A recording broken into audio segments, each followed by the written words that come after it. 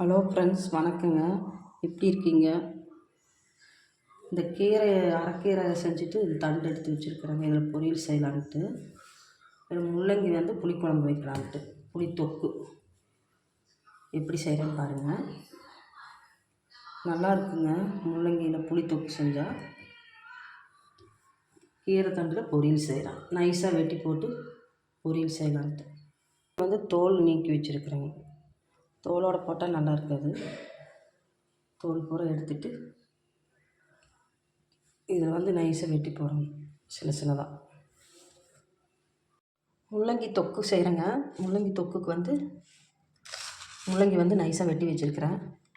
தக்காளி, பூண்டு, சின்ன வெங்காயம், அதுக்கு புளி எடுத்து வச்சுருக்குறேங்க. கீரை தண்டு பொரியல் அது நைஸாக வெட்டி வச்சுருக்கேன். இதுக்கு பல்லேரி 2 பல்லேரி அறுத்து வச்சுருக்கிறேன், சின்ன பல்லேரி. நம்ம செய்யலாங்க, வாங்க செய்யலாம். இப்போ இது நான் புளிக்குழம்பு இந்த முள்ளங்கி தொக்கு செய்ய போகிறேங்க.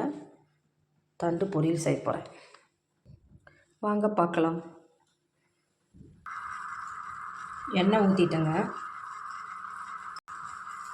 கடுகு போட்டுக்கிறேன்.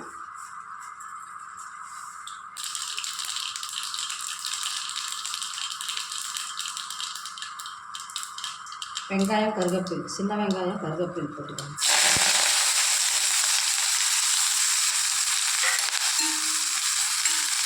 இது நல்லா வணங்கிட்டேன்.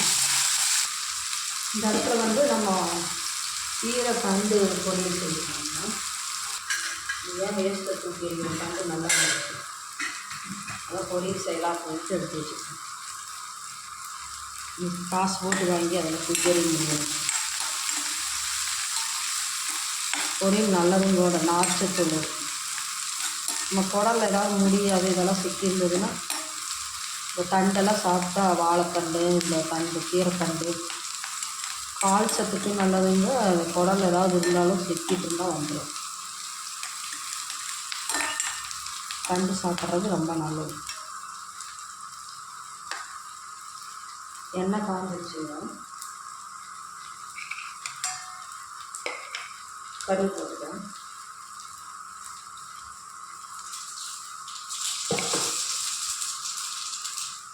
வெங்காயம் போட்டு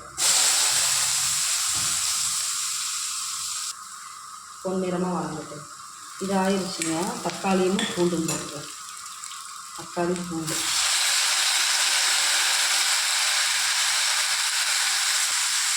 முள்ளங்கி அரிஞ்சு வச்சுருக்கிற மாதிரி நினைச்சு அதையும் போட்டு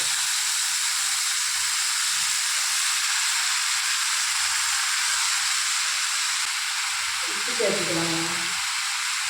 உப்பு சேர்த்துக்கலாம்.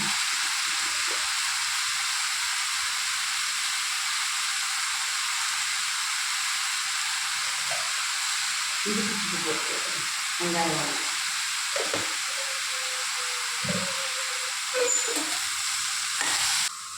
முள்ளங்கி ரொம்ப நல்லதுங்க. உப்பு சத்து உள்ளவங்க இதெல்லாம் சாப்பிட்லாம். யூரின் நல்லா போகும் முள்ளங்கி சாப்பிட்டா. சுகர்காரங்க சாப்பிட்லாம், உப்பு சத்து உள்ளவங்க சாப்பிட்லாம். உடம்பு இருக்கிறவங்க இவங்க இதெல்லாம் சாப்பிட்டா யூரின் நல்லா போகும். நமக்கு உடம்பு நல்லா குறையும். சுகரு கண்ட்ரோலாக இருக்கும். இது உப்பு இருக்காது. அவ்வளோதான். அடிக்கடி சேர்த்திக்கணும். இதெல்லாம் ரொம்ப நல்லது உடம்புக்கு. மஞ்சத்தூள் போட்டுக்கலாம். கொஞ்சம் எண்ணெயில் வேகட்டுங்க. நல்லா வணங்கின முன்னாடி மிளகாத்தூள், உப்பு போட்டுக்கலாம். அந்த புளி தண்ணி நல்லா வேகட்டும். மூடி வச்சுக்கலாம். வெங்காயம் நல்லா வணங்கிடுச்சுங்க. கீரை தண்டு போட்டுக்கலாம். வெங்காயம் வேகத்தை போட்டோம். தண்டு போட்டுக்கலாம். பத்து நம்ம போட்டுக்கலாம். தீபம் போயிடுச்சுன்னா சாப்பிட முடியும். மஞ்சத்தூள், மிளகாத்தூள் இறக்கி வைக்கிறதுக்கு முன்னாடி தாங்க போடலாம். நல்லா இருக்கும். கொஞ்சம் தண்ணி ஊற்றிக்கலாம்.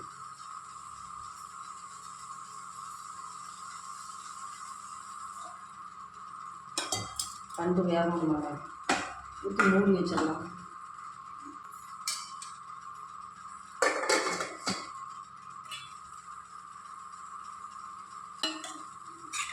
வெந்துருச்சான்னு பார்க்கலாங்க. தண்ணி ஊற்றிக்கலாங்க. மிளகாத்தூள் போட்டுக்கலாம். ஒரு 2 ஸ்பூன் போட்டுக்கலாங்க.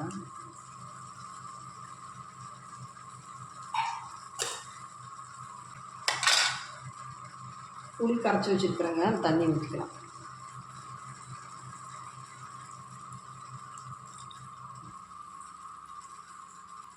இது நல்லா சுண்டோணுங்க, நல்லா வேகட்டும். மூடி வச்சிடலாம். சுண்டு நல்லா கொதிக்கிட்டு,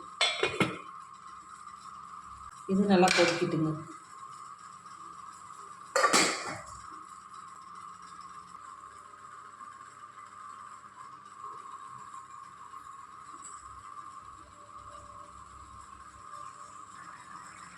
கொஞ்சம் நாட்டு சக்கரை போட்டுக்கலாங்க.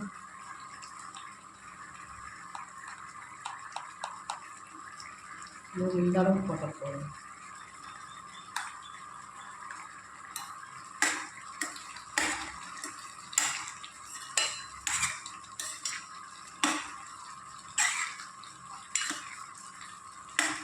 இந்த புளி கச்சல் இருக்காது, இன்னும் ஒரு மாதிரி கச்சல் கசப்படிக்கிற மாதிரி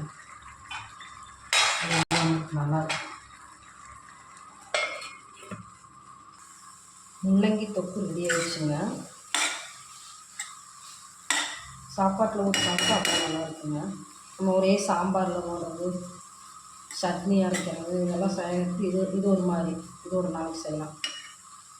இதில் சட்னி அரைக்கலாம், முள்ளங்கியில் சாம்பார்லேயும் போடலாம், இப்படி தொக்கு செய்யலாம். ஒவ்வொரு நாளைக்கு ஒவ்வொரு மாதிரி செஞ்சால் நல்லாயிருக்கும். முள்ளங்கி தொக்கு ரெடி.